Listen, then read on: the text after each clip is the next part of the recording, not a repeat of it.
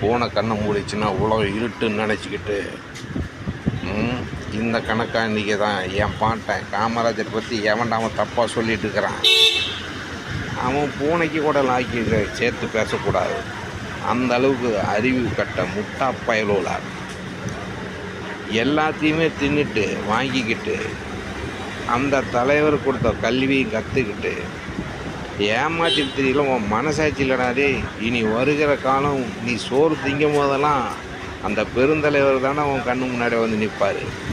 அப்படிப்பட்ட அந்த தலைவரை பற்றி கேவலமாக பேசிட்டு இருக்கிறீங்களா? யாராக இருந்தாலும் சரி, மனசாட்சின்னு ஒன்று இருக்குதுடா கண்ணா, அதை முன்னே புரிஞ்சுக்குங்க.